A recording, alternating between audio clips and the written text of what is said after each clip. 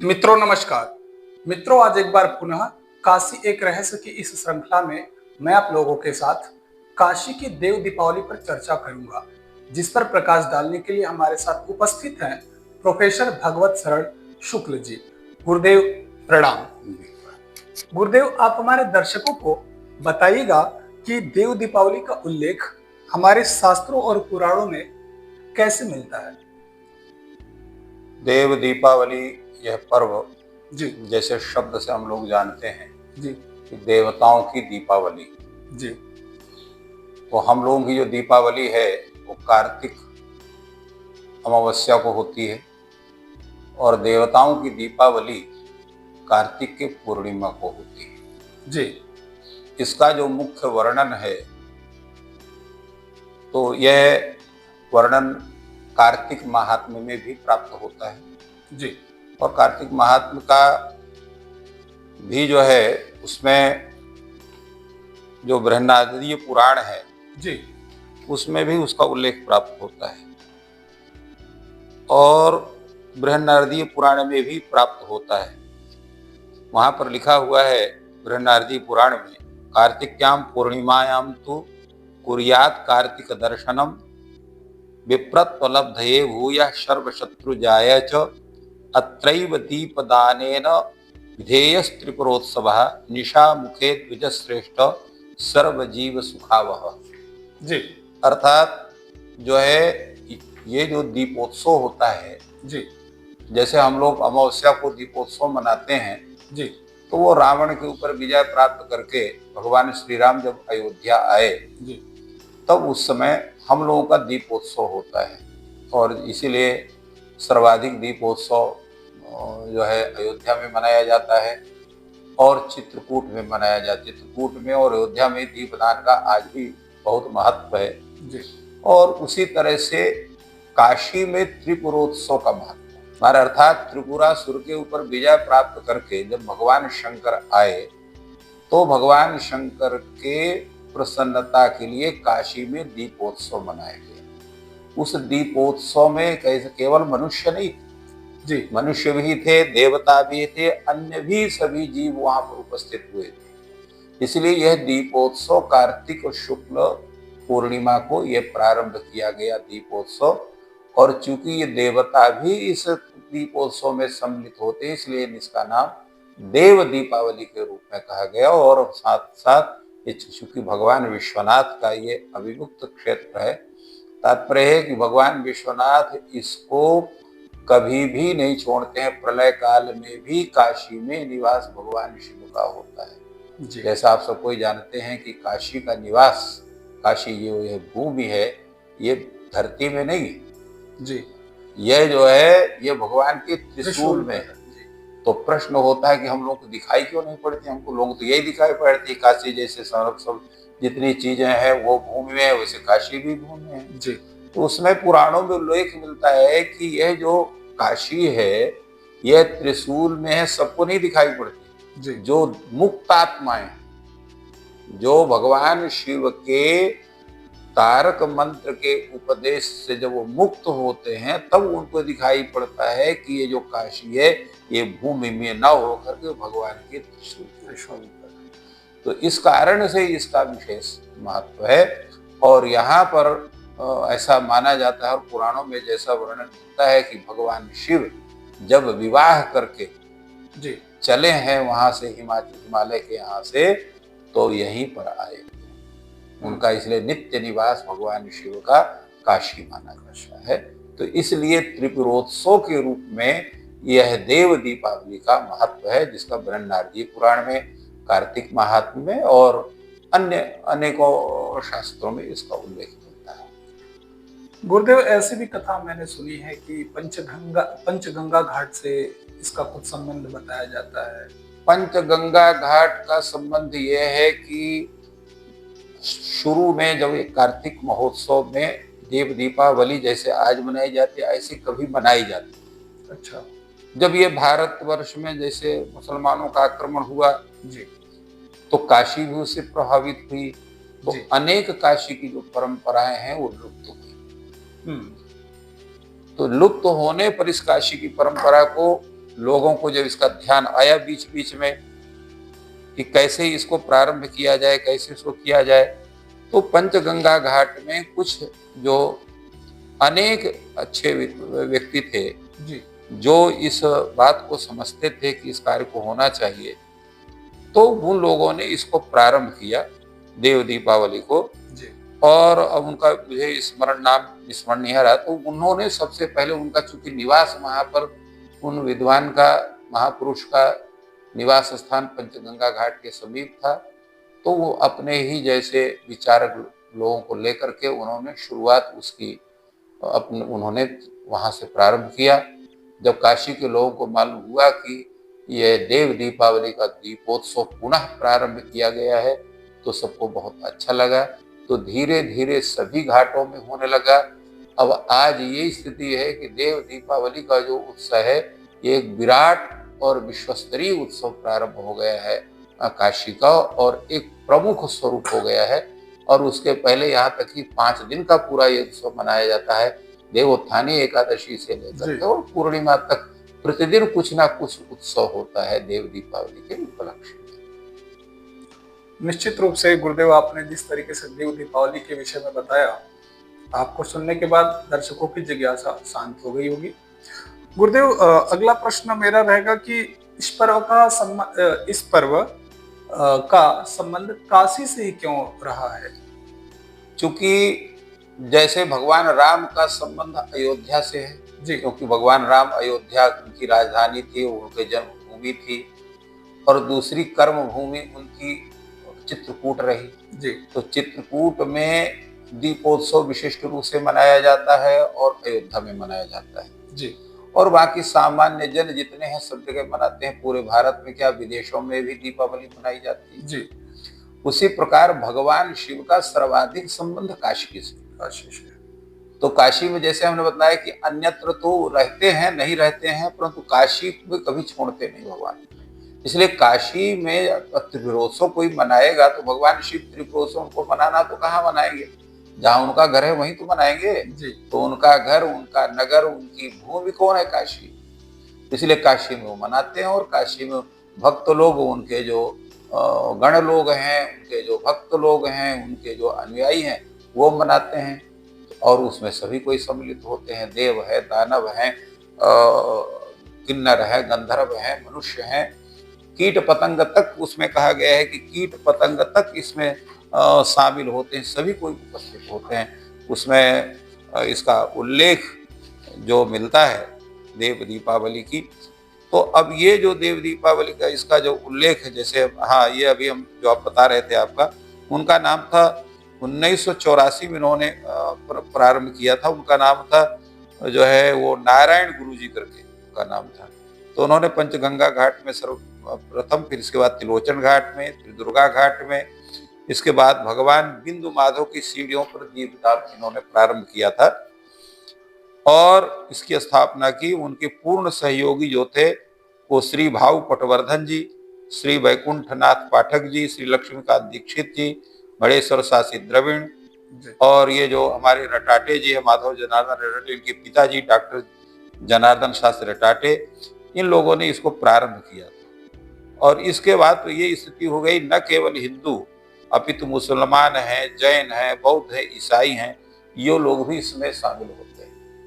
और इसका जो पूर्ण प्रमाण हमें प्राप्त होता है जी देव दीपावली का, वो सनत कुमार संहिता में बतलाया गया। वहां पर कहा गया है कि 720 दीपक जलाना चाहिए कम से कम। 720। अब उसका क्यों बनाना चाहिए 720? क्योंकि 360 दिन सामान्य रूप से माने जाते हैं वर्ष के, वैसे 365 दिन कुछ घटी कुछ पल करके माना जाता है ज्योतिष शास्त्र के आधार पर, परंतु सामान्य रूप से माना जाता है कि 360 दिन होते हैं। तो 360 दिन हो गए, 360 रात्रि हो गई, तो 360 बराबर 720 हो गया। इसलिए दिन और रात्रि की संख्या को मिला करके 720 इनकी संख्या मानी गई है। और इसका उल्लेख जो है वो ऋग्वेद में भी है कि रात्रि और दिनों की संख्या मिला करके 720 मानी जाती है। अपुत्रा मिथुनासो यत्र सप्तशतान विंशतिश्च तस्थु, ऐसा उसमें उल्लेख मिलता है। तो इस कारण से इसमें 720 इनकी संख्या मानी गई है। और जैसे हमने बतलाया कि जो है देव दीपावली का दर्शन करने के लिए मनुष्य नहीं अपितु सभी जीव आते हैं। कीटा पतंगा मशका वृक्षा जले स्थले ये विचरन्ति जीवा दृष्ट्वा प्रदीपम नच जन्म भागिनो भवन्ति नित्यम स्वपचा ही विप्रा। इसमें ये उल्लेख है कि जब समय देव दीपावली का दर्शन कीट पतंग मशक वृक्ष जल और स्थल में विचरण करने वाले जितने जीव हैं जी वो जब इसको देखते हैं तो सब मुक्त हो जाते हैं। न च जन्म भागिना भव, पुनः वो जन्म ग्रहण नहीं करते हैं। और यहाँ तक माना गया है कि जो निम्न वर्ग में उत्पन्न हुए हैं वो भी उच्च वर्ग में उत्पन्न होते हैं। भवंत नित्यम स्वपचाहि विप्रा। तो इस तरह से ये भगवान विश्वनाथ का ये पर्व सर्वाधिक महत्वपूर्ण माना गया है। गुरुदेव, अगला प्रश्न रहेगा कि काशी को मोक्ष भूमि कहा जाता है। जी जी।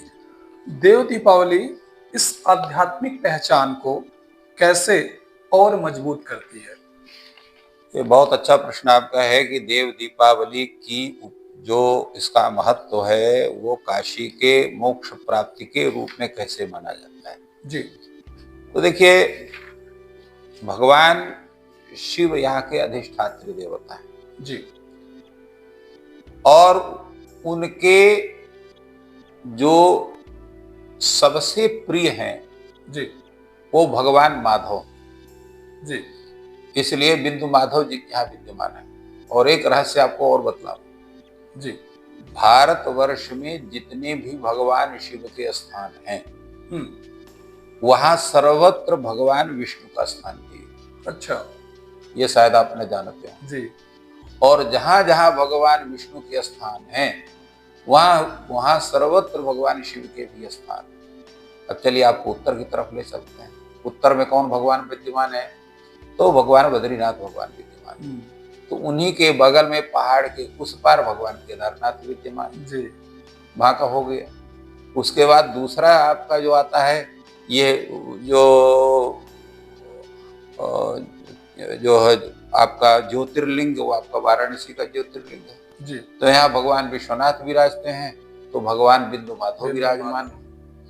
इसके बाद चलिए आप उज्जैन में चलिए, तो उज्जैन में महाकाल भगवान है जी। उन्हीं के बगल में वहाँ भगवान जो है वो गोपाल जी हैं। गोपाल जी का भी दर्शन लोग करते हैं। वहाँ आज भी हरिहर मिलन का उत्सव मनाया जाता है।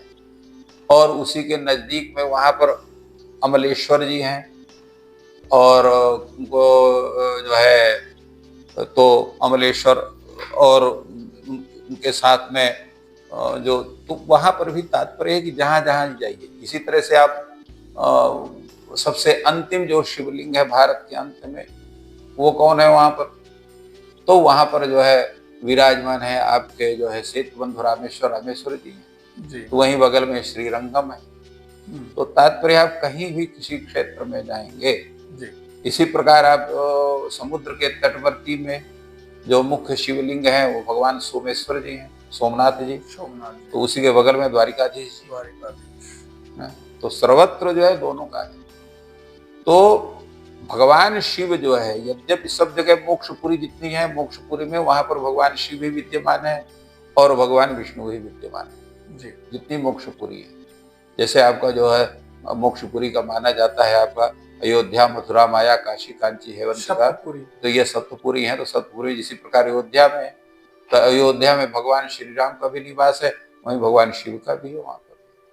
तो अयोध्या मथुरा माया काशी कांची हेवंतिका पुरी द्वारावती चैव सप्तैता मोक्षदायी कहा। तो इन सब पुरी में हरिहरात्मक क्षेत्र माने जाते हैं और ये सर्वत्र वो सब मोक्ष है। किंतु यहाँ जो मोक्ष का जो स्वरूप है काशी में, यहाँ पर भगवान शिव गुरु रूप में विराजते हैं जी। कैसे गुरु रूप में विराजते हैं? गुरु कौन होता है? जो मंत्र दे। तो यहाँ भगवान जितने भी मृत जीव है, मृत जो होते हैं, उन आत्माओं को भगवान उपदेश देते हैं। उसका उल्लेख मिलता है कि वहां पर कर्ण जाप्यम प्रयच्छन्ति दिमि चेंडरा सदयः ना विमुक्ते मृतः कश्चिन् नरकम याति किल्बिष। इसका उल्लेख मिलता है बृहदारण्यक पुराण में कि जो भी यहाँ पर जो है मृत्यु को प्राप्त करता है, भगवान शिव उसको जो है उसको क्या करते हैं, उसको जो दिव्य चंडेश्वर भगवान शिव के गण हैं जी उसको पहले जो है भैरवी यातना भोगा करके उसके सब पापों को नष्ट करते हैं।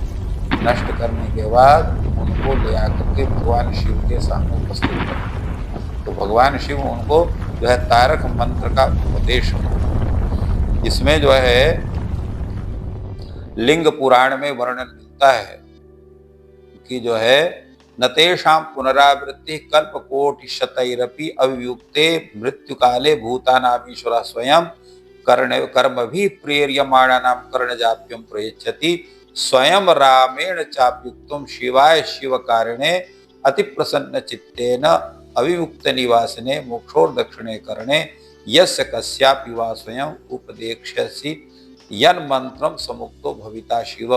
भगवान राम ने उनको कहा था महाराज शिव जी, ये हमारा जो है ये मंत्र है, आप जिसके ऊपर प्रसन्न होकर के इसका उपदेश करेंगे उसको निश्चित ही उसको मुक्ति प्राप्त होगी।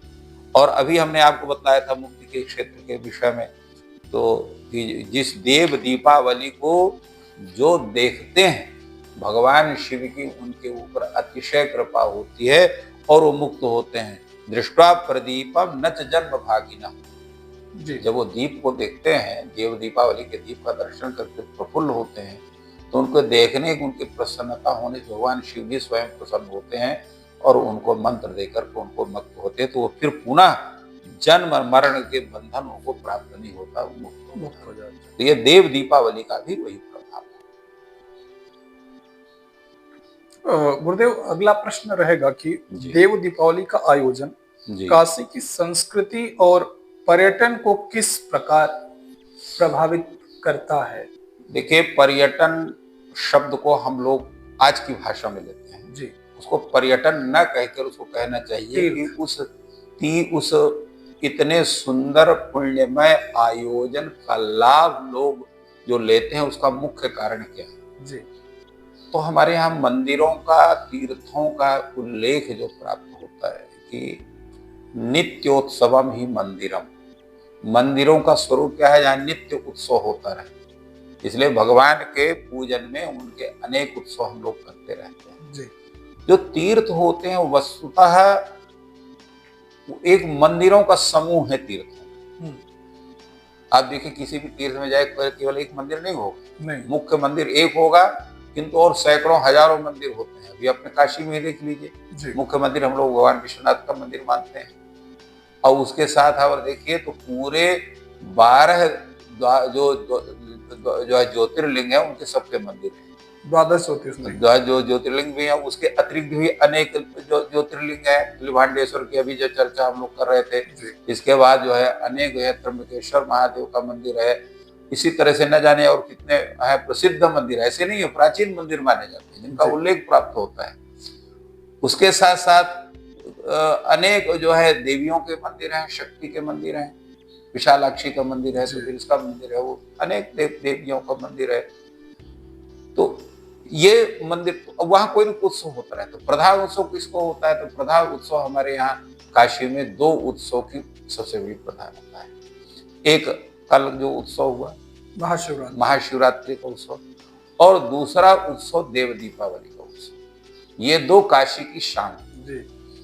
तो इन दोनों उत्सव में बिना निमंत्रण के, बिना सूचना के लोग अपने पुण्य के अभिवर्धन के लिए और भगवान शिव के हमारे प्रसन्नता के लिए, अपनी सेवा अर्पित करने के लिए लोग यहाँ सब उपस्थित होते हैं, आते हैं, दर्शन करते हैं। और आज की स्थिति ये हो गई है कि उसका महत्व लोगों को इतना ज्ञात हो गया है कि विदेश से लोग देव दीपावली के दर्शन करने के लिए आते हैं। और काशी के लोग भी सोचते हैं कि अगर कोई अत्यंत आवश्यक कार्य नहीं है तो अन्य छोटे मोटे कार्यों को छोड़ करके अपनी यात्रा स्थगित करके देव दीपावली के दिन लोग उपस्थित रहते हैं, उसका दर्शन करते हैं और अपना अहोभाग्य समझते हैं।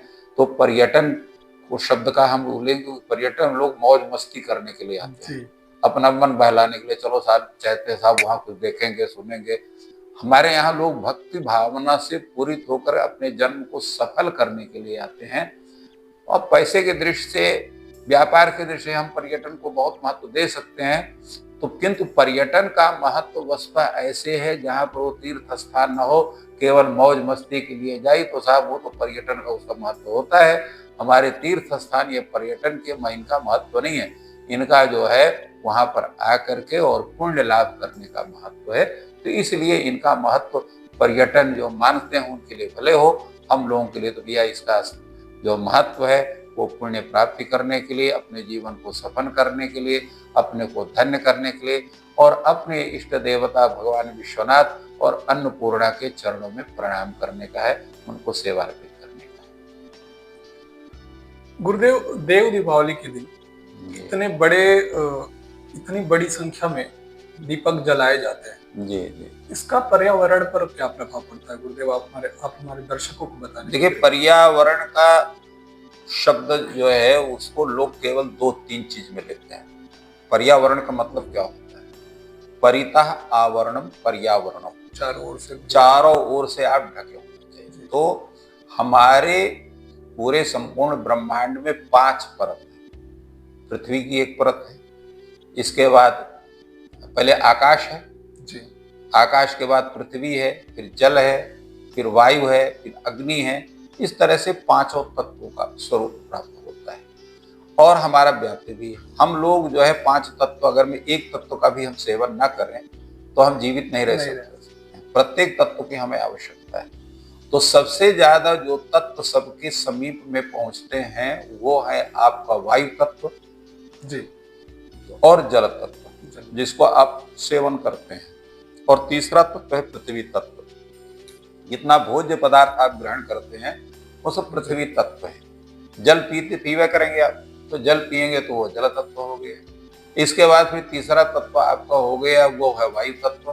तो वायु बिना श्वास प्रश्वास का होता है, तो लोग केवल उसको करते हैं। दीपदान जब होता है तो उसमें प्रायः जो दीप जलते हैं वो 2 चीज के होते हैं, या तो घृत का दीपक होता है और या तो आपका तेल का दीपक होता है। तेल में भी जो दीपक होता है वह जो है प्राय सरसों या तिल का तेल होता है। विशेष महत्व तिल के तेल का है। तो तिल का तेल और घृत में बहुत कम अंतर होता है। घृत में जितनी भी जो है रोगनाशक तत्व होते हैं कुछ कम करके तिल के तेल में भी माने जाते हैं जी। तो उससे पर्यावरण और शुद्ध होता है, विकृत नहीं होता है। क्योंकि जब दीप जलते हैं तो दीपों के प्रकाश से जो ऐसे कीटाणु हैं जो हमारे शरीर को, हमारे स्वरूप को, हमारे कार्य को घातक हो सकते हैं, उनका विनाश होता है। और उनका विनाश होने के कारण क्या होता है कि अनावश्यक जो बीमारियां होनी चाहिए वो नहीं होती। इस कारण से उसका हमारे वेदों में मिलता है कि जो ऋतु संधिषु रोगा जायन्ते, ऋतु संधि से यज्ञ क्रियन्ते। ऋतु के संधियों में यज्ञ किया जाता है और ऋतु के संधियों में जो है रोग भी उत्पन्न होता है जी। तो रोगों का नाश करने के लिए यज्ञ होते हैं कि यज्ञों का जो धुआं उड़ेगा तो जितने शरीर जो है बाधक तत्व उनका विनाश होगा, पर्यावरण शुद्ध होगा। इसलिए हमारे यहाँ देखिए 3 ऋतुएं सर्वाधिक मानी जाती हैं।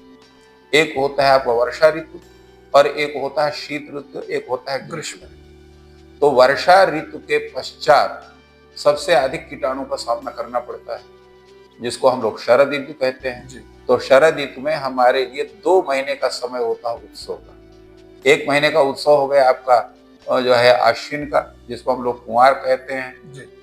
अर्थात सितंबर का लास्ट और अक्टूबर का जो है सेकेंड वीक। तो अब उसमें जो है नवरात्रि में अनेक प्रकार के यज्ञ होते हैं। उसके पहले पितृयाग होता है, लोग तर्पण आदि कर्म करते हैं, ब्राह्मण भोजन आदि करते हैं, दान करते हैं। और उसके बाद जो है पूर्ण फिर जो है नवरात्रि में पूजन होता है। इसके बाद पूजन का ही पूरा कार्यक्रम कार्तिक में चलता रहता है जो है।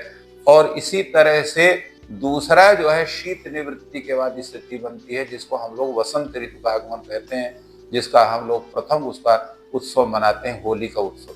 तो होली का उत्सव मनाने का मुख्य कारण यही माना जाता है कि होली का उत्सव जब हम करते हैं और अग्नि को प्रज्वलित करते हैं तो उस क्षेत्र के जितने भी शाम जो कीटाणु आदि हैं, जो रोग को उत्पन्न करने वाले, वो नष्ट होते हैं और लोगों में जो एक ऊष्मा वातावरण प्राप्त होती है। उसी के साथ साथ फिर हमारा नवरात्र 15 दिन के बाद आ जाता है। तो उसकी प्रक्रिया होती है, उसमें अनेक प्रकार के यज्ञ आदि कर्म होते हैं, जी तो जिससे पूरा वातावरण शुद्ध होता है। तो भारतवर्ष के जितने उत्सव वो भी पर्यावरण को शुद्ध करने के लिए ही बनाए गए।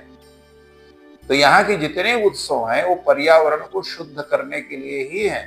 तो पर्यावरण में केवल हम एक पर्यावरण नहीं होते, केवल भौतिक पर्यावरण, मानसिक पर्यावरण भी होता है। आज आप देखिए बड़ा कुंभ मेला लगा था, जी करोड़ों आदमी आए, जैसा गणना बताते हैं कि लगभग 67 करोड़ लोग आए। तो 67 करोड़ लोगों का मानसिक जो दूषितपना था वो नष्ट हुआ। जी लोग अपने सौमनस्य को लेकर गए। इसी प्रकार काशी में कल था, तो लगभग जो है 50 लाख से लोग कम से कम आए होंगे, वहां से जो वहां से भी आए, सब आए मिला करके। तो 50 लाख लोगों का मानसिक परिवर्तन चाहिए। उतने समय तक सात्विकता का संचार उनके पूरे जीवन में या उनके घर के लोगों को हुआ। कितने लोगों जो है, करोड़ों अरबों लोगों ने व्रत किया। तो व्रत करने से भी उनका जो मानसिक जो विकार था, जो तामस स्वरूप था, वो नष्ट हुआ, सात्विक स्वरूप का संचार हुआ। तो इन व्रत से, इन यज्ञों से, इन जप से, इन उत्सवों से हमारा मानसिक पर्यावरण भी ठीक होता है, सामाजिक पर्यावरण भी ठीक होता है और भौतिक पर्यावरण भी ठीक होता है। तो ये जितने उत्सव है तो पर्यावरण को ही शुद्ध करने के लिए, किसी भी भारतीय उत्सव में कहीं भी पर्यावरण को नुकसान नहीं होता। इसको सबको मान लेना चाहिए। आपकी बातों को सुन करके बहुत सारे लोगों को ये लगता है गुरुदेव कि मैं सुना हूँ कि जो देव दीपावली में खर्च किए जाते हैं इतने सारे पैसे और जी जी तो कहीं ना कहीं आपकी जो वेदों में वैज्ञानिकता की बात आपने करी, आपकी इस बात को सुन करके जी देव दीपावली के प्रति उनकी आस्था बढ़ेगी। और अगला प्रश्न मेरा रहेगा गुरुदेव आपसे कि जो देव दीपावली का आयोजन है जी और अधिक पर्यावरण संवेदनशील बनाने के लिए क्या प्रयास किए जा सकते हैं, इसमें आपका क्या राय रहेगा? प्रयास इसमें यही होना चाहिए कि देव दीपावली का जो स्वरूप बनाते हैं, जो करते हैं, उसको करें। उसमें जो हमारे यहाँ विहित घृत और तैल है उसी का उपयोग किया जाए। जी उसमें मिलावटी कोई वस्तु का, तेल आदि का प्रयोग ना हो। जी साथ में जो दीपक हैं वो सब मिट्टी के ही दीपों का प्रयोग हो, मिट्टी के अतिरिक्त न हो, मोमबत्ती का प्रयोग ना हो। केवल सजाने के लिए जो अनेक प्रकार के झालर वगैरह का प्रयोग, उतना ही प्रयोग किया जितना अत्यंत आवश्यक हो। अनावश्यक उसको जो है झालरों को लगा करके, यदि विद्युत लाइट को लगा करके लोग उसको उत्सव मनाते हैं, परंतु दीपोत्सव का मतलब दीपोत्सव होता है, उसमें ज्यादा होना चाहिए। प्लस इसमें जो अनेक प्रकार के वहां पर जहाँ दीप जलते हैं वहां लोग खा पी करके जो गंदगी करते हैं वो न खाएं। और हम निवेदन करेंगे प्रशासन से भी कि जिस समय दीपावली का वो स्वरूप होता है या देव दीपावली का स्वरूप होता है, तो जितने भी खान पान वस्तु का बेचने वाले जो लोग हैं उनका प्रवेश ही वहां न हो। जी है जो, और वहां पर केवल, हाँ, जैसे लोगों को प्यास लगती है तो जल की व्यवस्था वो स्वतः, जैसे प्याऊ के लिए व्यवस्था होती, कोई एक जगह हो जहाँ पर किसी को प्यास लगे तो उस स्थल में प्रशासन के तरफ पानी की व्यवस्था हो और निःशुल्क पानी सबको पिलाया जाए, जिससे वो लोग इधर उधर गंदगी न फैलावें। केवल लोग जो है भक्ति पूर्वक उसका दर्शन करें, दर्शन करके उसका आनंद करें और अपनी जो भक्ति भावना है उसका निवेदन करें। तो जब हम उस उत्सव को, जैसा हमने निवेदन किया था कि पिकनिक उसको न बनावे, जी उसको भक्ति भावना का और उत्सव का स्वरूप बनावे, उल्लास का स्वरूप बनावे, सात्विकता का संचार हो। दूसरे वहां पर जाए तो भगवान नाम का स्मरण करते जाए, आपस में हंसी ठिठोली, किसी को ठगना, किसी को परेशान करना या किसी को चिढ़ाना, ये सब नहीं होना चाहिए। उससे क्या होता है, वो पवित्रता भंग होती है, मन की एकाग्रता भंग होती है, मन की जो सात्विकता है वो कम होती है या भंग होती है। तो मानसिक पर्यावरण घर से ही दूर के हम जा रहे, जैसे मंदिर में लोग जाते हैं तो मंदिर में जाने के लिए सोचते हैं कि हमारे वस्त्र ऐसे हों जो मंदिर के अनुरूप हों, हम पूजा सामग्री लेके जाएंगे, असत्य भाषण नहीं करेंगे, किसी कठोर वचन का प्रयोग नहीं करेंगे। वैसे ही देव दीपावली के कार्य को भी मंदिरवत समझ करके तद्रूप में सबको जानना चाहिए। और मिलावटी वस्तु का प्रयोग करने से पर्यावरण में अशुद्धता प्राप्त होती है, तो मिलावटी का तेल का या घी का प्रयोग वहाँ न करें। तेल और घी का शुद्ध, और जैसे पहले के जमाने में कोल्हू से निकाला हुआ तेल आता था, तो इसके लिए जो प्रबंधक हैं जिस कार्य को करते हैं, तो पहले 2-3 महीना पहले से ही ऐसी व्यवस्था करें कि अत्यंत शुद्ध बिना मिलावटी का जो तेल है और घृत है उसी का उपयोग किया जाए, उसी का। और कॉटन अर्थात रुई का ही प्रयोग किया जाए। कोई आर्टिफिशियल इस तरह का कोई चीज हो तो उसका प्रयोग ना किया जाए। मुझे आशा है नहीं गुरुदेव, पूरा विश्वास है कि आपकी बातों को लोग आने वाली देव दीपावली के लिए, जब जब भी देव जी। दीपावली मनाई जाएगी काशी में, आपकी जी। बात को ध्यान में रखेंगे। दूसरा मेरा एक देव दीपावली के लिए यह है कि प्रत्येक व्यक्ति जी ये चाहता है कि हम अपनी सेवा भगवान के अर्पित करें। जी उसमें क्या करते हैं कि हमारे आयोजक लोग अनेक संगीतज्ञों को बुलाते हैं। जी उन संगीतज्ञों के द्वारा वहाँ प्रस्तुतियां होती हैं। इसी तरह से अन्य कलाकारों को भी निमंत्रित करते हैं। हमारे काशी की जो मुख्य स्थिति है, जिसको इसको जो है सर्व विद्या की राजधानी कहा जाए, वो है संस्कृत विद्या। तो हम ये चाहते हैं देव दीपावली में सामूहिक, जैसे जो है 101 ब्राह्मणों के द्वारा या 300 ब्राह्मणों के द्वारा, 500 ब्राह्मणों के द्वारा सामूहिक वेद पाठ का आयोजन किया जाए और उसका पूरे विश्व में प्रसारण हो। इसी तरह से शास्त्रार्थ के लिए हमारी काशी प्रसिद्ध है। तो शास्त्रार्थ का विविध शास्त्रों का भी हो, जैसे 5 दिन का उत्सव होता है, तो एक एक दिन करके शास्त्रों का, इस तरह से एक एक वेद का, जैसे आज ऋग्वेद का जो है वो होगा 1 घंटे का या 2 घंटे का होगा, सब कोई उसको सुनेंगे। आज फला शास्त्र पर शास्त्र चर्चा होगी, विद्वान होंगे शास्त्र चर्चा करेंगे। तो उससे एक हमारे भारतवर्ष का एक संदेश ऐसा जाएगा कि ये विद्वानों का देश है, ये वैदिकों का देश है, यहाँ पर अनेक वैदिक हैं। तो इसका भी एक प्रदर्शन के रूप में या एक अपनी सद्भावना के रूप में या अपनी सेवा प्रस्तुति के रूप में इसका भी एक देव दीपावली के समय पर उपयोग होना चाहिए। तो इससे एक बहुत अच्छा संदेश पूरे विश्व में जाएगा।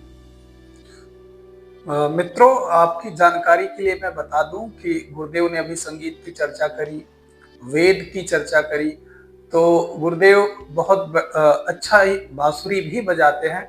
चूंकि अभी गुरुदेव के पास समय का अभाव है, तो मैं गुरुदेव से चाहूंगा कि जो आपका कभी पहले की बजाई गई बांसुरी की वीडियो हो, आप मुझे अवश्य प्रदान कर दीजिएगा, जिससे मैं अपने दर्शकों के को सुनने के लिए इसमें जोड़ सकूं।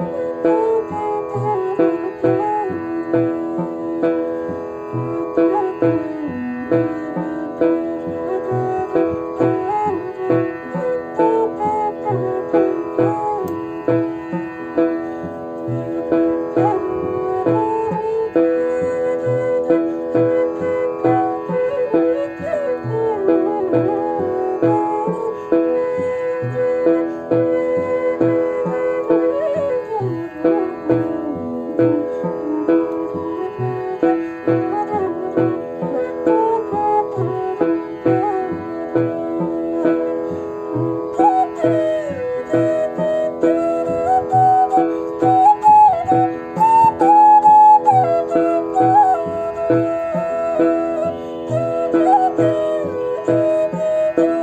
मित्रों, हमारे गुरुदेव जो कि वेद से भी जुड़े हैं और संस्कृत विधा में भी गुरुदेव को महारत हासिल है। और गुरुदेव का संस्कृत के क्षेत्र में जितना योगदान रहा है उसकी प्रशंसा करना कम होगा। गुरुदेव, आपने जिस तरीके से संस्कृत के क्षेत्र में अपना योगदान दिया है उसके लिए आप निश्चित रूप से बधाई के पात्र हैं। और गुरुदेव, अगला प्रश्न मेरा देव दीपावली से गुरुदेव रहेगा कि गंगा नदी की स्वच्छता जी और देव दीपावली के दौरान होने वाली गतिविधियों में क्या संबंध है? देखिए, जैसे हमारे यहाँ नदियों को खाली नदी नहीं माना गया है जी, नदियों को जो है देवी के रूप में, उनको माता के रूप में स्वीकार किया गया है। जी, तो प्रत्येक नदी के लिए हमारे यहाँ कहा जाता है कि नदी में किसी भी प्रकार का अपद्रव्य नहीं डालना चाहिए। जी, यहाँ तक कहा गया जिस समय आप जल में स्नान करते हैं, नदी में स्नान करते हैं, तो नदी में अपने शरीर का मल भी नहीं छुड़ाना चाहिए। जी, गंगा जी में आप स्नान करने जाते हैं, आपको आपके शरीर में मल लगा हुआ है, अर्थात उसमें है, गंगा की ही रेती उठा के अपने शरीर में रगड़ लीजिए, पूरा मल आपका साफ हो जाएगा। गंगा की ही बालू से, गंगा के ही जो है मिट्टी से अपने सिर को रगड़ लीजिए, पूरा शरीर आपका साफ हो जाएगा। अब वहां पर आप शैम्पू लगाइए, साबुन लगाइए, वहां पर अपने गंदे कपड़ों को धोइए, या जो है अपद्रव्य जो है जिसमें दुर्गंध निकले उसको गंगा जी में डालिए या किसी भी नदी में डालिए। तो ये भी सब जो है वो वर्जित है। अब यह है कि फूल चढ़ाना चाहिए कि नहीं चढ़ाना चाहिए, जी, माला चढ़ाना चाहिए कि नहीं चढ़ाना चाहिए। तो 2-3 कार्य जो हमने देखा लोग भक्ति भावना से करते हैं। पैसा चढ़ाना चाहिए कि नहीं चढ़ाना चाहिए। पैसा अगर चढ़ाना है तो जो पैसा पहले चढ़ाया जाता था वो तांबे का पैसा लोग चढ़ाते थे। तो तांबे का पैसा जब डालते हैं या तांबे का कोई वस्तु डालते हैं हम किसी जल में, तो वो जलाशय शुद्ध होता है, इसलिए लोग डाला करते थे। और आजकल के जो पैसे हैं वो प्रायः जो है सब लोहे के हैं, तो उससे जो है जल दूषित होता है, इसलिए उसमें प्रवाह नहीं करना चाहिए। दूसरे फूल भी अगर आप चढ़ाते हैं तो एक पुष्प भी पर्याप्त है चढ़ाने के लिए, कोई 100 पुष्प चढ़ाने की जरूरत नहीं है। अगर ज्यादा चढ़ाना है तो आप जैसे मान लीजिए गंगा को आप 1000 पुष्प अर्पित करते हैं, तो गंगा के तट पर उन 1000 पुष्पों को आप अर्पित करिए, फिर उन पुष्पों का उपयोग कहीं दूसरी जगह कर दीजिए। चुनरी चढ़ाते हैं जी, तो उसको वहां चढ़ा करके किसी ऐसी चुनरी भी जो आजकल बिकती है उसको बड़ा हमारे निर्देशानुसार तो उसको रोक लगा देना चाहिए। जो एक एक बीता के कपड़े वो लोग देते हैं, चुनरी का होता है साड़ी, भगवती को चढ़ाना चाहिए, देवियों को साड़ी, वो साड़ी को चढ़ा करके आप किसी जरूरतमंद को उसको दान करें, तो आपका देवी को अर्पित भी हो गया और किसी एक जरूरतमंद को उसका लाभ भी मिल गया। जी, इसी तरह से जो है कूड़ा करकट जिसको कहते हैं, हवन आदि सामग्री का है, हवन आदि सामग्री हमने हवन किया, उसको गंगा जी में प्रवाहित किया, तो उसको हमारा निवेदन हवन आदि सामग्री को किसी पेड़ पौधे में डाल दीजिए तो खाद का काम करेगा, उसके लिए होगा। गंगा जी में उसको डालने की आवश्यकता नहीं। हाँ, जैसे कोई खाद, जैसे है पिंडदान लोग करते हैं, पिंडदान को गंगा जी में डालते हैं, तो उसको डालने का महत्व ये होता है कि जब पिंडदान के उस अन्न को हम उस पर डालते हैं तो अनेक जीव जंतु जो उसमें पड़े हैं उसका भक्षण करते हैं, तो उनका उदर पूर्ति होती है और आपके द्वारा दिया गया जो पिंड है वो भी किसी न किसी जीव को प्राप्त होता है। तो तात्पर्य उस वस्तु को आप डालें जिससे कि जल में विकृति न उत्पन्न हो और साथ साथ उस जल की शुद्धता और पवित्रता भी उत्पन्न हो। तो ये हमें आवश्यक है। बहुत से लोग क्या होते हैं जो कपड़ा पहने रहते हैं वहीं गंगा जी के तट में छोड़ करके और नए कपड़ा पहन के भाग जाते हैं और पुराने कपड़ों को, इससे गंदगी होती है। अगर आपको देना ही है तो आप नए कपड़े किसी को दीजिए, पुराने कपड़े आप किसी को देना है तो गंगा जी में छोड़ के क्यों जाते हो, इससे गंदगी बढ़ती है। तो ये सब काम नहीं करना चाहिए। और गंगा जी में नियम था पहले, आज भी होता है, हम लोग अभी भी गंगा स्नान करने जाते हैं, अपने पहने हुए कपड़ों को गंगा जी में नहीं धोते, उसको ला करके घर में धोते। जी, हाँ। आपसे बात करते करते मुझे ध्यान आया कि तो हम हमारे घर में भी इस तरीके की हाँ, बातें होती हैं। हमारे घर में कोई भी व्यक्ति, चाहे हम गमछा पहने या चाहे जो पहने, पूरे वस्त्र पहने, स्नान करेंगे, स्नान करके उन कपड़ों को वहीं निचोड़ करके एक दूसरे पात्र में उसको रख लेंगे, फिर घर में आएंगे उसको साफ सुथरा करके डालेंगे। तो तात्पर्य यह है कि हमको प्रत्येक व्यक्ति को सोचना चाहिए, गंगा जी में क्या क्या डालना चाहिए, गंगा जी में क्या नहीं डालना चाहिए, क्या उपयोगिता है क्या नहीं है।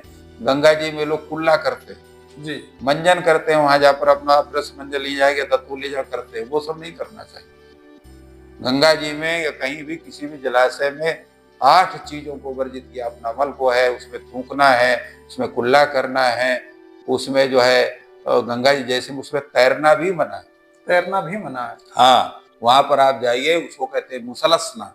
हुँ, जैसे मूसल को ऐसे डालिए और निकालिए, वैसे अपने कान में पानी न जाए, नाक में न जाए, तो ऐसे करके और सीधे जो है डुबकी लगाना चाहिए। आप 1 डुबकी है या 3 है या 11 है, 21 है, 51 है, जितना आपका सामर्थ्य है, नहीं 1 डुबकी कम से कम तो लगाने चाहिए। तो स्नान करिए, स्नान करके यहाँ का भी तो उल्लेख है कि गंगा में कम से कम स्नान करना। पहले घर में जितना आपको मल के साबुन वगैरह लगा के नहा लीजिए, फिर शुद्ध कपड़ा पहन के तब गंगा स्नान करिए। ऐसा भी शास्त्रों को उल्लेख प्राप्त होता है। माने अधिक से अधिक इन जलाशयों को शुद्ध करने का उत्तरदायित्व हम सभी का है, एक व्यक्ति का नहीं है कि खाली सरकार उसको शुद्ध करेगी और दूसरे लोग खाली गंदगी करेंगे। तो शास्त्र तो सबका मार्गदर्शन करता है। वो कहता है कि कैसे आपको स्नान करना है, कैसे आपको गतिविधि करना है। तो शास्त्र विरुद्ध आचरण करने से ही आज जितने जलाशय हैं वो अशुद्ध हो रहे हैं। शास्त्र के प्रति अनास्था नास्तिकों के द्वारा पैदा की जा रही है। उसको कहे सब ढोंग है, ये सब ऐसे दिखावा है। अरे ढोंग है, दिखावा है, उसी के द्वारा आज तक दुनिया पहले शुद्ध हुआ करती थी, उसी ढोंग से। आज आप लोगों के जितने आप लोग अपने को वैज्ञानिक करते हैं, अब महामूर्ख हो चुके हैं। आप लोगों को किसी भी पर्यावरण को सुरक्षित करने कुछ पता ही नहीं है। अरबों रुपए खर्च करने पर जो कार्य नहीं हो सकता, वो केवल शास्त्र मर्यादा के अनुसार अपने आचरण करने से हो सकता है। तो चाहे पर्यावरण की बात हो, चाहे सामाजिक पर्यावरण की बात हो, पहले हमारा शास्त्र कहता है मातृवत परदारेषु परद्रव्येषु लोष्टवत आत्मवत सर्वभूतेषु यह पश्यति स पंडिता। अब आत्मवत सर्वभूतेषु कहें तो किसी को ना आप गाली देंगे, न किसी का नुकसान करेंगे, न किसी का चोरी करेंगे, न किसी को ठगेंगे। जी, मातृवत परदारेषु मानेंगे तो किसी स्त्री जाति का अपमान नहीं करेंगे। अनेक प्रकार के जो स्त्रियों को लेकर अपराध करते हैं वो नहीं होंगे। परद्रव्य से लोष्टवत मानेंगे तो किसी का आप सड़क में चाहे 1 रुपए की चीज पड़ी हो, चाहे करोड़ रुपए की, जिसको स्पर्श नहीं करेंगे आप। जी, तो ये शास्त्र मर्यादा ही सभी, चाहे वो सामाजिक पर्यावरण हो, चाहे बौद्धिक पर्यावरण हो, चाहे मानसिक पर्यावरण हो, और चाहे आपके भौतिक पर्यावरण हो, शास्त्र के अतिरिक्त कोई भी शुद्ध नहीं कर सकता है। और शास्त्र का पालन सब कोई करेंगे तो सब पर्यावरण, सभी समस्या स्वतः संपन्न हो जाएगी। गुरुदेव, अगला प्रश्न मेरा रहेगा कि देव दीपावली को अंतर्राष्ट्रीय स्तर पर और अधिक लोकप्रिय बनाने के लिए क्या आपका सुझाव रहेगा? देखिए, प्रचार प्रसार के लिए होता है कि जिस समय हम जिस तिथि को उस कार्य को संपन्न करते हैं, जी, उसके पहले उसके महत्व को पता में, जी, महत्व में उसका शास्त्रीय महत्व भी हो, वैज्ञानिक महत्व भी हो और सामाजिक महत्व भी हो। शास्त्रीय महत्व यह है कि शास्त्रों में इसका उल्लेख कहाँ किया गया है और उसके इसके आयोजन से क्या लाभ होता है। जी, इसके बाद सामाजिक महत्व है कि सामाजिक समरसता, सामाजिक सद्भावना का स्वरूप कैसे बनता है, उसके विषय में भी विद्वानों के द्वारा परामर्श करके उसका प्रसार होना चाहिए। जी, और तीसरा वैज्ञानिक भी होना चाहिए कि इन तरह के आयोजन से हमें वैज्ञानिक लाभ संपूर्ण मानव जाति को क्या मिलता है। जी, क्योंकि भारतवर्ष की ऐसी कोई भी परंपरा नहीं है, चाहे वो छोटी हो बड़ी, जिसमें विज्ञान ना हो। जी, यहाँ तक यहाँ भोजन का भी विज्ञान है, यहाँ सोने का भी विज्ञान है, जागने का भी विज्ञान है। सारी चीजों में सब वैज्ञानिक। आप सवेरे जब से जगते हैं और जब तक कार्य करते हैं, शास्त्रीय परंपरा में कोई भी ऐसा कार्य नहीं है जो अवैज्ञानिक हो। ये ऋषियों का कार्य है। ऋषियों ने हमें इस तरह से हमारी दिनचर्या को बनाया है कि हम कहीं भी किसी को भी जो है हानि नहीं पहुंचा सकते हैं अपनी क्रियाओं के द्वारा। जी। इतना बड़ा अद्भुत जो व्यवस्था है हमारी भारतवर्ष की वैज्ञानिक व्यवस्था, चाहे वो सामाजिक व्यवस्था हो, सामाजिक व्यवस्था में जिसको हम लोग जो है वर्ण व्यवस्था कहते हैं, जिसको हम लोग आश्रम व्यवस्था कहते हैं, वसुधैव कुटुंबकम, वो सब पूरा है यहाँ। हाँ, तो वेद कहता है यत्र विश्वम भवत्येक नीडम, जहाँ संपूर्ण विश्व एक घोंसला की तरह हो जाता है, वो भारतीय परंपरा है। वसुधैव कुटुंबकम का तो वो है स्वरूप जी। वसुधैव कुटुंबकम का स्वरूप नहीं है। आत्मवत् सर्वभूतेषु यः पश्यति, पंडिता का तात्पर्य क्या होता है जी? अपने तरह सबको समझे, हम सबको अपना संबंधी समझ। हमारे यहाँ क्या कहते हैं, जो है हमारे संत लोग कहते हैं, तुलसी इस संसार में सबसे मिलियो धाय, ना जाने किस वेश में नारायण मिल जाए। तो प्रत्येक व्यक्ति में नारायण के स्वरूप का दर्शन करना, ये तात्पर्य क्या है कि इष्ट देवतावत दूसरे का सम्मान करना। इतनी बड़ी सम्मान की भावना पूरे विश्व में कहीं नहीं जी। तो इसका जब हम प्रचार प्रसार करेंगे, लोगों को बताएंगे, समझाएंगे, तो लोग आएंगे। जो 4 लोग आते हैं वो 40 लोग आएंगे। आज देखिए, हम महाकुंभ की बात कर रहे हैं जी, प्रयाग के। हमारा ये 5वां महाकुंभ था। इसके पहले 4 महाकुंभों को हम देख चुके हैं। ये आपका 5वां कुंभ था हमारा। तो समझ लीजिए, हम लगभग 69 वर्ष के होने जा रहे हैं। तो 69 वर्षों में हमने 5 कुंभ देखा। तो 5 कुंभ में जितना व्यक्ति इस कुंभ में आए, इतने कुंभ में कभी भी इतना व्यक्ति का इसका आधा व्यक्ति भी नहीं आया। उसका मुख्य कारण क्या था? उसकी सामाजिक समरसता के विषय में, उसके प्रचार के विषय में, उसके महत्व के विषय में लोगों को बतलाया गया। और ये भी बतलाया गया कि 144 वर्ष में ये कुंभ प्राप्त हुआ है। उस तरह से ग्रहों का योग है। लोग समझते हैं जो कि 144 वर्ष में आने वाला पता नहीं, जो 10 साल का है, 20 साल का, वो भी चाहता है कि ये इस कलयुग में कोई बहुत जिएगा तो 100 साल जिएगा, 144 साल तो कोई जिएगा नहीं। तो अधिक से अधिक लोग आए। तो किस लिए आए? पुण्य का लाभ करने के लिए आए। वहां कोई मस्ती करने के लिए नहीं आया। जितनी भीड़ में और 10-10, 20-20 किलोमीटर पैदल चलने के लिए कोई पिकनिक मनाने के लिए नहीं जाएगा। तो सबकी जो पिकनिक मनाने की भी जिसकी मानसिकता थी, उसकी भी मानसिकता भक्ति भावना की मानसिकता हो गई। बड़े बड़े वीआईपी कम से कम 10-10 किलोमीटर चल करके आए और उन्होंने स्नान किया और अपनी भक्ति भावना का। तो तात्पर्य है वो प्रचार प्रसार इस रूप में होना चाहिए हमारे देव दीपावली का भी, तो जिससे लोगों के अंदर वो जागृति हो, लोगों के विषय उसका महत्व मालूम हो, लोगों की अपने सद्भावना को यहाँ व्यक्त करने की इच्छा जागृत हो। क्योंकि हमारे यहाँ शास्त्र कहते हैं, जब तक हम किसी को अपने लिए उपयुक्त नहीं समझते हैं, तब तक उस कार्य में हमारी प्रवृत्ति नहीं होती।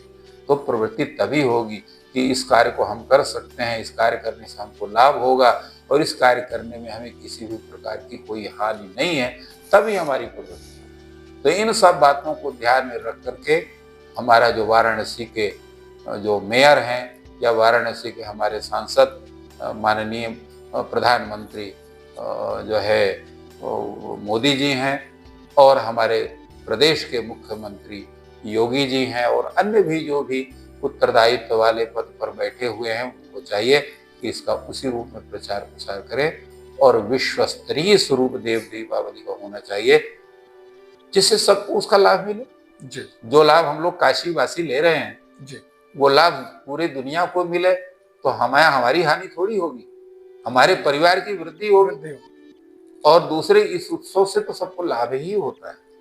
जो बाहर से आते हैं उनको पुण्य लाभ होता है, स्थानीय लोगों को पुण्य लाभ के साथ साथ जो लोग आए उनकी सेवा का अवसर मिला, सेवा के साथ साथ कुछ उनको जो है अन्य लाभ भी उनको प्राप्त होता है, और सबसे बड़ा परिचय लाभ होता है, संबंध का लाभ होता है। कालिदास कहते हैं संबंध का मतलब क्या? संबंध नमा भाषण पूर्व माहु। जिससे हमारी वार्तालाप हो गई, उससे हमारा संबंध हो गया। आज से पहले हमारे आपकी वार्तालाप नहीं हुई थी, तो इसलिए संबंध नहीं बना था, वार्तालाप संबंध हो गए। तो जिससे हम वार्तालाप करते उससे संबंध हो जाता है। तो विश्व के लोग जब आएंगे तो विश्व के लोगों का काशी के लोग से सत्संवाद होगा, तो विश्व के स्तर से सबका संबंध होगा। तो इसलिए इसका प्रचार प्रसार होना अत्यंत आवश्यक है। और जो लाभ काशीवासी ले रहे हैं या काशी के समीपस्थ लोग ले रहे हैं, वो उस लाभ को संपूर्ण विश्व प्राप्त करे, वैसा प्रयास हम लोगों का आवश्यक है। गुरुदेव, आज की युवा पीढ़ी के लिए आपका क्या संदेश रहेगा? युवा पीढ़ी को भी हम कहेंगे कि अपनी जड़ को मत छोड़िए। जड़ को छोड़ेंगे तो आप सूख जाएंगे। जैसे पेड़ अगर अपने जड़ को छोड़ दे, कहे मैं तो बहुत हरा भरा हूं, जड़ की मुझे क्या जरूरत है जी, तो सूख जाएगा। उसी तरह से जो हमारी कुल परंपरा है, जो हमारी वंश परंपरा है, जो हमारी देश की परंपरा है, हमारे क्षेत्र की परंपरा, हमारे गांव की परंपरा है, उन परंपराओं को उसी रूप में पालन करते हुए हमें आगे बढ़ना चाहिए। ये बहुत आवश्यक है, क्योंकि वही परंपरा हमारी पहचान है। बहुत से लोग कहते हैं अरे ये तो बहुत बड़े रूढ़वादी हैं। रूढ़वादी का मतलब क्या होता है? रूढ़ी का मतलब क्या होता है? रूढ़ी है परंपरा। उन परंपराओं किसने बनाया है? उन परंपराओं को हमारे उन पूर्वजों ने बनाया है, जो उस परंपरा के अच्छाई को समझ करके, उसको जान करके, उसका लाभ सभी को मिले, इस दृष्टि से उन परंपराओं को स्थापित किया जी। कोई परंपरा हमको बहुत गड़बड़ लगती है, अरे साहब ये बहुत बेकार है, तो बेकार है इसलिए है कि उस परंपरा के रहस्य के, उसकी वैज्ञानिकता को हम नहीं समझते। उदाहरण स्वरूप, जैसे आप बाहर से आए, आप जो है जूता पहन करके और भोजन करने लगे, आपके पिताजी कहते हैं जूता मोजा उतारो, ऊपर के कपड़े सब उतारो, हाथ पैर धो करके तब बैठो, तो आप पिताजी को पर नाराज हो जाओ कि आप लोगों की परंपरा यही जानते नहीं है। अब आए उतना टाइम हमारा जाएगा, उतना बेस्ट होगा, अभी ठंडी का टाइम, हाथ पैर धोने हमको सर्दी हो जाएगी। अनेक प्रकार की चीज कहेंगे कि ये रूढ़वादिता है, इसको हम नहीं मानते हैं। आप ऐसा उत्तर दे सकते हैं जी जी। वस्तुतः जब आप आए हैं तो आपके हाथ में, आपके पैर में, आपके वस्त्रों में कितने कीटाणु से आप जो है युक्त हैं, वो सब आए। जब भोजन करने बैठे, वो कीटाणु वो सब आपके भोजन में जाएंगे, तो भोजन जो आपके लिए अमृत होना चाहिए वो आपके लिए जहर बन जाएगा जी। जब आप बाहर के कपड़े उतार के बाहर रख देंगे, हाथ पैर को ढंग से धोएंगे। आज डॉक्टर्स भी कहते हैं भोजन के पहले आपको साबुन से हाथ धोना चाहिए जी। तो जब सब धोएंगे, हमारे यहाँ सीधे पंचार्द्री भोजनम कुर्यात्, 5 जगह आपके गीले होना चाहिए भोजन करने के पहले। वो 5 क्या? एक मुख हो गया, 2 हाथ हो गए, 2 पैर हो गए, क्योंकि कीटाणुओं का प्रवेश आपके हाथ से और पैर से अधिक होगा जी। और मुख में आपको पता नहीं क्या आपने खाया है, नहीं है, तो आपका मुख में ही उसमें लार जो बन रही है, उसके अंदर भी कुछ न कुछ कीटाणु हो जाते हैं, जो कुल्ला करेंगे तो उससे आपको मुख साफ हो गया। और इसी प्रकार साबुन वगैरह से हाथ पैर धो तो वो साफ हो गया। इसके बाद आपने साफ स्वच्छ घर के कपड़े पहन करके आप भोजन करते हैं, तो आपको भोजन कीटाणु समाप्त नहीं, जो है संपृक्त नहीं होगा, उससे आपको कोई बीमारी नहीं होगी। तो वो उसका भी वैज्ञानिक कारण। उसी प्रकार सोने के समय भगवान नाम का स्मरण करके सोना चाहिए। अब भगवान नाम का ऐसे आप जो है उठ पटांग सोचते हुए या अपना टीवी देखते हुए या अपना मोबाइल देखते हुए गंदी चीज देखते सोएंगे तो गंदे आपके स्वप्न आएंगे, आपकी नींद पूरी नहीं होगी, स्वास्थ्य आपका खराब होगा। जब भगवान नाम स्मरण करते हुए सोएंगे तो आपको स्वप्न भी आएंगे, अच्छे भगवान के स्वप्न आएंगे, पूरी नींद आपके, शरीर आपको स्वस्थ रहेगा। सवेरे जब उठेंगे भगवान नाम के स्मरण करते उठे तो मन की प्रसन्नता बनेगी, और गंदी चीज सोचेंगे तो पूरा दिन गंदा जाएगा। तात्पर्य क्या है कि आपका जो है शयन, आपका भोजन, आपका जागरण, आपके कार्य, वो सब सात्विक स्वरूप में है। उस हिसाब से पूरी आपकी दिनचर्या बनाई गई शास्त्रों के द्वारा, तो उसी में लाभ है और उसी में वैज्ञानिक। गुरुदेव, काशी में आपने अपना इतना समय बिताया, तो काशी में आपका अनुभव कैसा रहा? आप हमारे दर्शकों को बताइएगा। देखिए, काशी ये बाबा विश्वनाथ की नगरी है जी। यहाँ पर अगर भक्ति भावना से हैं, भगवान विश्वनाथ के प्रति आपकी अगाध श्रद्धा है, भगवती अन्नपूर्णा के प्रति आपका समर्पण है, और सभी यहाँ के काशी वासियों को आप भगवान विश्वनाथ का स्वरूप करते हैं, समझते हैं, उनके साथ सद्व्यवहार करते हैं, तो काशी आपके लिए ये भूमि नहीं है, साक्षात देवपुरी है। किंतु अगर इसी काशी में आप उसके महत्व को न समझ करके आप सबसे गलत जो है व्यवहार करेंगे, तो बाबा विश्वनाथ का फिर डंडा आपको छोड़ेगा नहीं। यहाँ भैरव बाबा का शासन है, कहीं न कहीं आपको उसका फल मिलेगा ही। तो इसलिए अगर आप चाहते हैं कि आप इस काशी में भगवान विश्वनाथ के प्यारे बने, तो आपको कोई भी गलत आचरण नहीं करना चाहिए। शुरू में उस गलत आचरण से किसी प्रकार का लाभ होता है, तो यही समझ लीजिए कि ये वो लाभ उसी तरह से है जैसे किसी बलि पशु को खूब अच्छा चारा भूसा दिया जाता है, बाद उसको काट दिया जाता है। तो आप भी कटने लाले हो, वो भैरव का डंडा आपको आज नहीं तो कल नहीं तो परसों पड़ेगा ही। तो भैया यहाँ पर अच्छे ढंग से रहिए, अच्छे व्यवहार से रहिए, सबसे प्रेम पूर्वक रखिए, और जिस जिस उत्तरदायित्व आप उनको जो है प्राप्त हुआ है या जिस उत्तरदायित्व में आप हैं, उसको ईमानदारी से निभाइए। आप शिक्षक हैं, आप कर्मचारी हैं, आप सामाजिक हैं, जो जिस रूप में है आप ईमानदारी से उसका पालन करिए। और हमारा जो शास्त्र है, कर्म ही सेवा है। तो सत्यता की रक्षा करते हुए अपने कर्तव्य को सही ढंग से पालन करना भी भगवान विश्वनाथ की पूजा है। रोज विश्वनाथ मंदिर में जाए आप दर्शन करते हैं, वहां धरना देते हैं और आके पाप करते हैं, तो भगवान विश्वनाथ आपके ऊपर कभी जिंदगी में प्रसन्न नहीं करेंगे और आपको तारक मंत्र का उपदेश वो नहीं करेंगे। हाँ, तो क्यों कि वो जानते हैं कि किसकी भावना कैसी। तो यद्यपि वो देवता हैं, सबके ऊपर कृपा करते हैं, उनको भी करेंगे, परंतु उनको दंड देकर शुद्ध करेंगे तब करेंगे। तो डंडा खा के शुद्ध होना उचित नहीं है, बिना डंडा खाए ही शुद्ध हो जाइए तो ज्यादा अच्छा है। तो इसलिए भगवान, क्योंकि भगवान विश्वनाथ अपनी तरफ से कुछ नहीं करते, वो भैरव बाबा को कह देते हैं कि इनको शुद्ध करो, तो फिर उनको दंड भी भोगना पड़ता है। इसलिए आप देखिए कई लोगों को बहुत कष्ट भोगना पड़ता है, तब उनको प्राण जाते हैं। तो उसका मुख्य कारण यह है कि भैरव यात्रा यहाँ भोगनी ही पड़ती है। किसी को भैरव जो है वो मृत्यु के पहले भुगा देते हैं, किसी को मृत्यु के बाद भुगाते हैं। तो इसलिए काशी में पवित्र मन से, भी किसी भी तीर्थ में आप रहिए, पवित्रता पूर्वक रहिए, अपने कर्तव्य का पालन करिए और सबसे प्रेम पूर्वक व्यवहार करिए। और किसी को अगर आप जो है उसकी सेवा नहीं कर सकते हैं, तो कम से कम हानि उसको नहीं पहुंचे, ये बहुत आवश्यक है। तो काशी में सभी हमारे जो युवा वर्ग हैं, उनके लिए दो मुख्य चीज है। एक तो अपनी परंपरा को पालन करें, अपनी जो वैदिक दिनचर्या है उसको अपनावें, और आधुनिक जो कार्य हैं या आधुनिक जो विद्या है या आधुनिक जो आचार विचार हैं, वो अगर आपको अपने जो उनकी अच्छाइयां हैं उनको तो लीजिए, परंतु उनकी बुराइयों को मत लीजिए। तात्पर्य यह है कि अच्छाई हमको कहीं से भी ग्राह्य है और बुराई कहीं से भी ग्राह्य नहीं है। अगर हमारे पिता भी बुरे हैं, हमारे गुरु भी बुरे हैं, तो उनकी अच्छाई हम लेंगे, उनकी बुराई नहीं।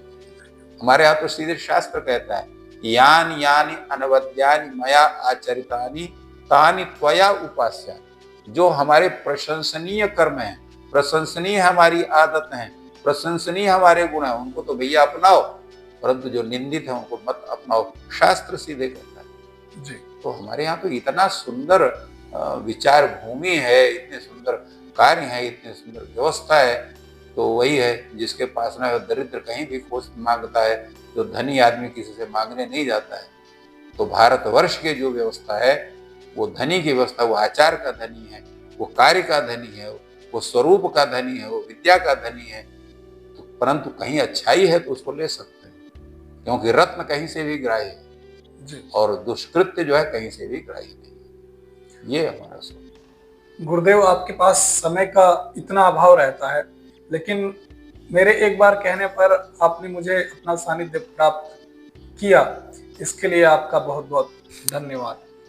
आपको भी धन्यवाद कि आपने काशी के जो है प्रचार प्रसार के लिए, काशी के जो रहस्य हैं उनको संपूर्ण विश्व में बतलाने के लिए आपने एक ये बहुत अच्छा कार्य लिया है, प्रोजेक्ट लिया है, इसके द्वारा न केवल विश्व के लोग अपितु आने जब ये बहुत, क्योंकि ये जो आपका कार्य है ऐसा है कि इसको कभी भी नष्ट नहीं होना है, तो ये हमेशा ये चलता रहेगा और काशी के इस परंपरा से, काशी के इस रहस्य से लोग अवगत होते रहेंगे। आपको भी इसके लिए विशेष रूप से धन्यवाद और आशीर्वाद। ये सारी चीजें गुरुदेव बाबा की कृपा और आप लोगों जी। के सहयोग से ही हो पा रहा है।